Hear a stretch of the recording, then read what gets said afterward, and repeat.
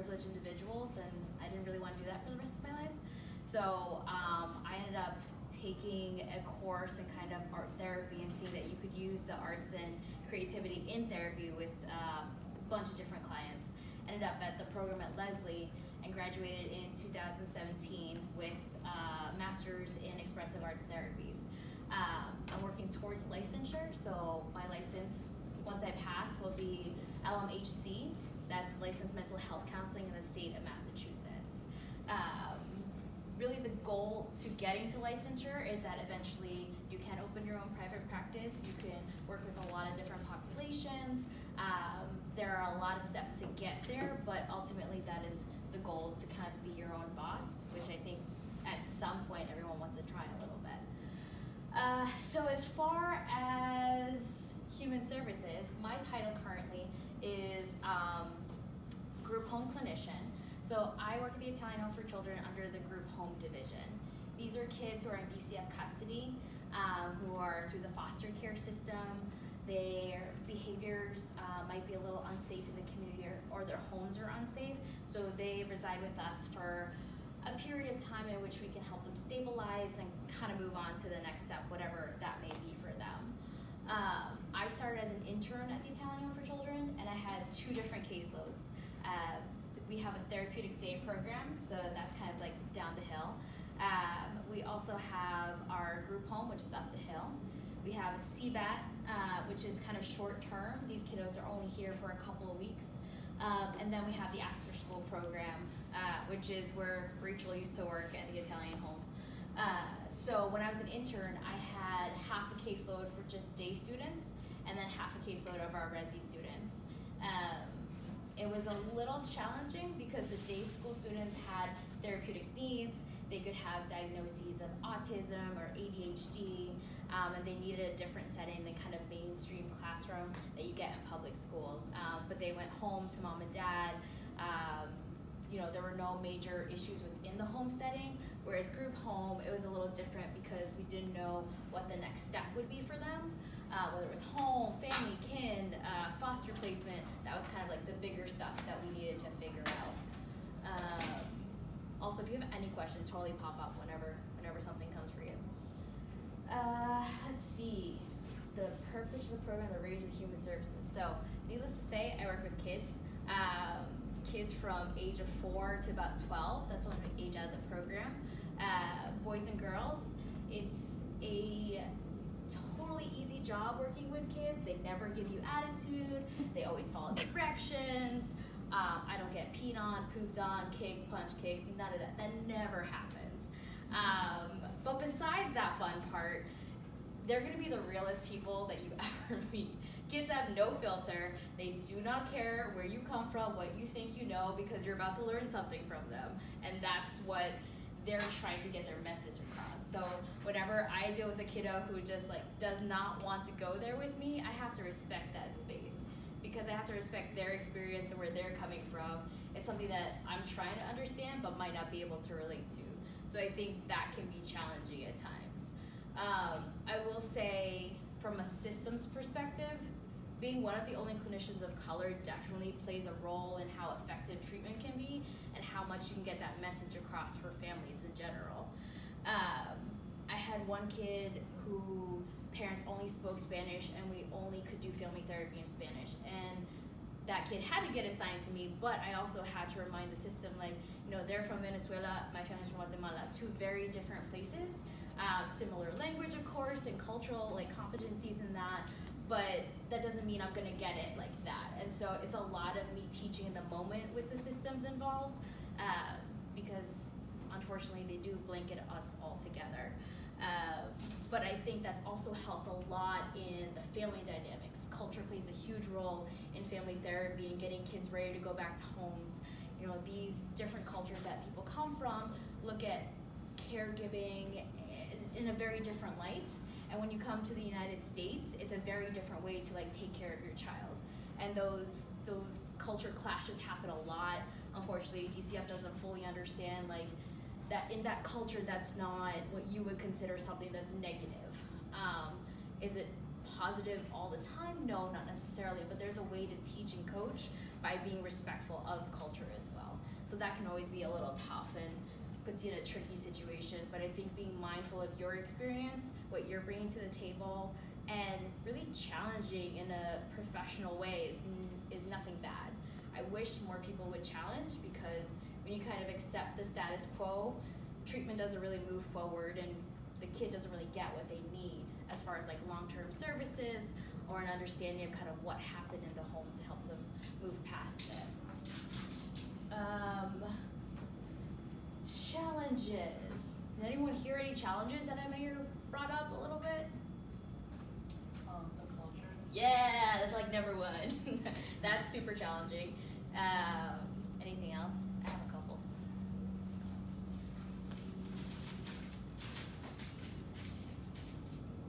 Well, I will say this, that something that we deal with a lot in human services is this phenomenon called countertransference, and you will hear it all the time, everywhere. You learn it once in like Psych 101, you're like, yeah, okay, it's a vocab word, but when you actually live it, you kind of get it a little bit more. Countertransference is this idea that we bring our experiences and they kind of taint our ability to really access or work therapeutically one-on-one. So if I am working in session and this kiddo is bringing up something that stirs something up in me and I match them with my experience, that's when I'm starting to let my experience impede my ability to be a therapist, to be a mental health counselor. And it's not about shame or blame when those moments come up, it's about recognizing. And then, really good therapists and people in human services are able to take that into a supervision and be like, you know what, this came up for me with this kid or this client and I don't know why, but I want to understand why. And you get better and stronger with those types of experiences. And this, I think, another important part that you guys should be aware of is this idea of triggers. Triggers, it feels like it's been like this pop psych word for like years now, but to really understand what a trigger is, unfortunately you have to feel triggered. It's something that is kind of this fight or flight response, like when you get scared, some people like scream, some people like ready to punch you, like that's kind of when you feel that triggered response in your body.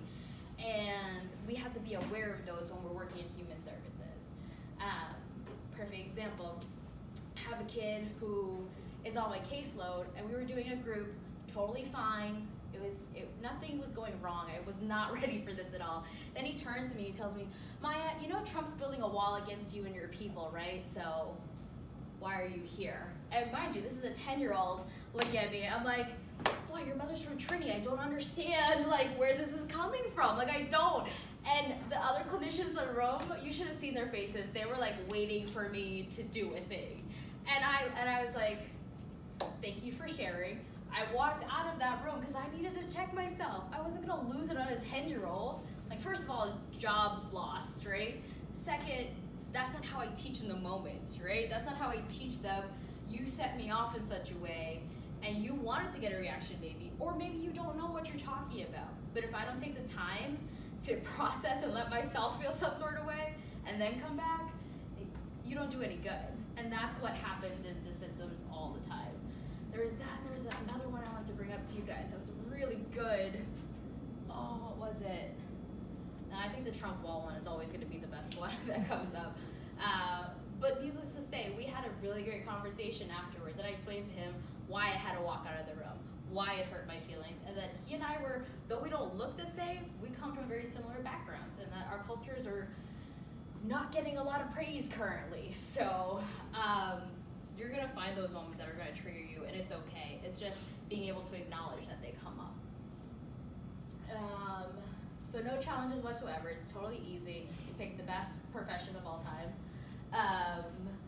And I guess kind of my last bit, I really want to turn over to you guys because I will be extremely real with you. You can ask Rachel. Every time I do this, people are like, I'm going to ask her a question that she's not going to. Nope, I will answer it. I will be very, very honest because I wish more people had been honest with me before I got into the field. It took me a lot of time and a lot of experience to build up that strength and that stamina, but it was a learning experience along the way. And in some capacities, I do wish I had a me at that point, being so how much money are you gonna actually make, right? is this really sustainable long term? Like, how do I get to all these different stages? And it's okay not to have the answers. Like I told you, my journey was not direct. It was a couple of years here, stop and go. But I'm at this point where I'm like, can I take me or leave me? This is what I'm doing in the system. I'm following the protocols, but I'm also not compromising who I am. And there is a way to do that. There absolutely is a way to do that.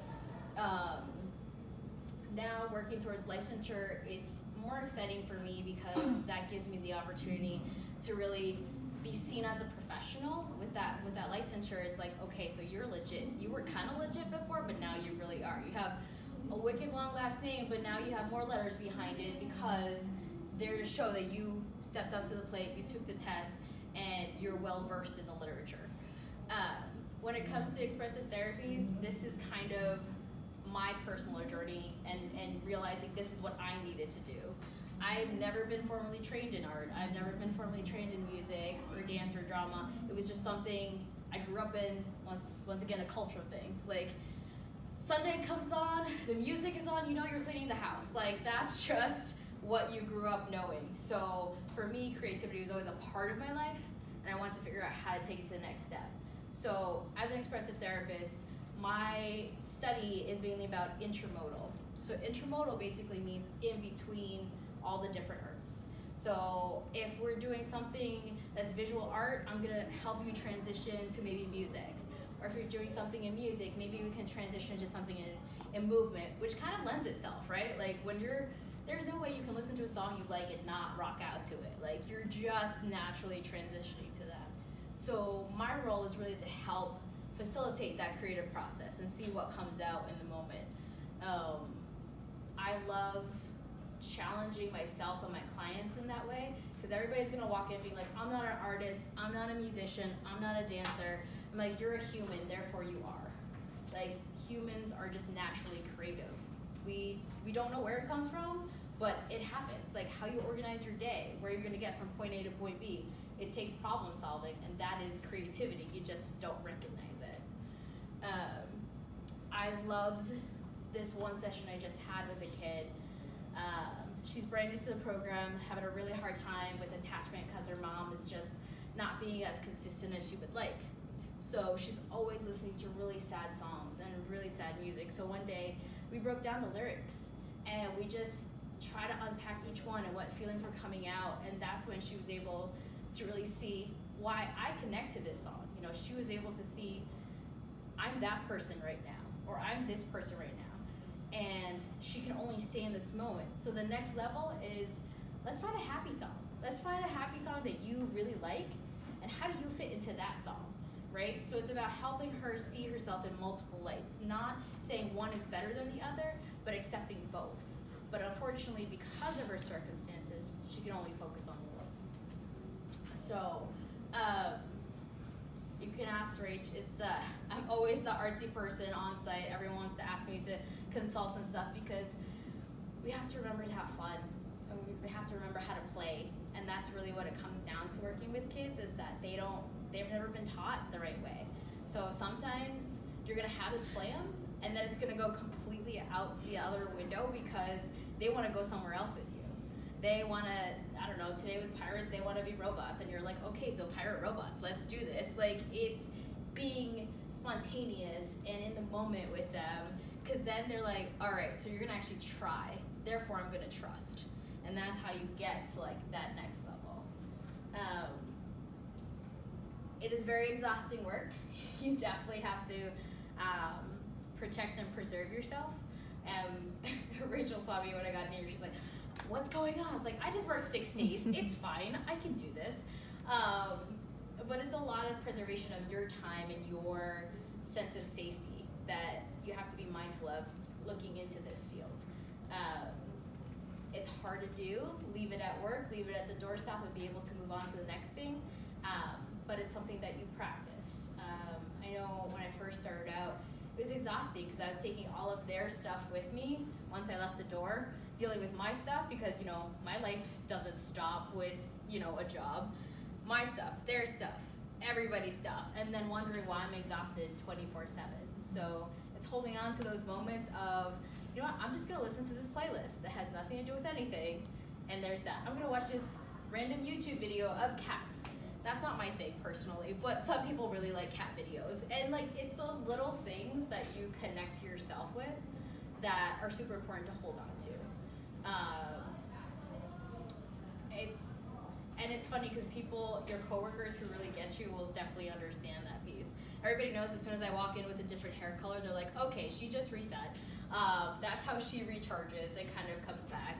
So it's whatever makes you tick and whatever makes you feel safe, that you kind of just don't let that go. It's gonna be tough, but it's definitely doable for sure. So I'm curious to see kind of where your guys' thoughts are at. I know you guys came up with some pretty good questions and stuff like that, so we know you've been thinking about it. I also have them on the PowerPoint too, if you want me to. Sure, if you want to.